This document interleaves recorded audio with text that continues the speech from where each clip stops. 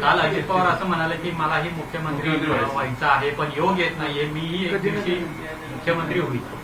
आता योग कसा आहे ना, मी नेहमी सांगतो, छगन भुजबळ जर शिवसेनेमध्ये असले तर मुख्यमंत्री झाले असते, बरोबर. नारायण राणे अजून काही काळ थांबले असते तर पुन्हा मुख्यमंत्री शिवसेनेतूनच झाले असते. मनोज जोशी झाले ना, पक्षाबरोबर राहिले निष्ठेने. भारतीय जनता पक्षाबरोबर राहिलेले जे मित्र, एकनाथ शिंदे परत मुख्यमंत्री होणार नाही आणि अजित पवार सुद्धा भारतीय जनता पक्षाबरोबर राहून मुख्यमंत्री होणार नाही.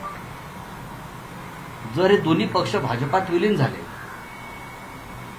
तर ते भारतीय जनता पक्षाचे म्हणून मुख्यमंत्री कदाचित भविष्यात होतील. हे त्यांना स्वतः अमित शहाने सांगितलेलं आहे. मी लिहिलंय सामनात.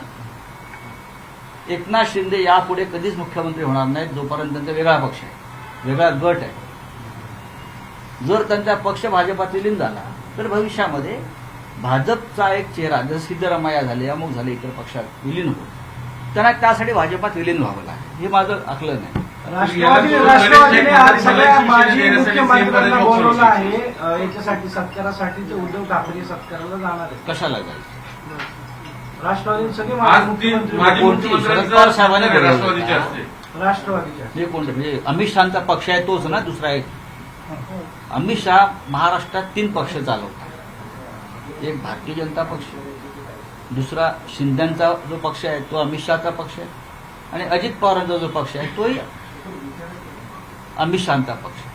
अमित शहाच्या पक्षाकडून जो महाराष्ट्राचा शत्रू आहे त्याच्याकडनं जर कोणी सत्कार घेत असतील तर ते महाराष्ट्राशी बेईमानी.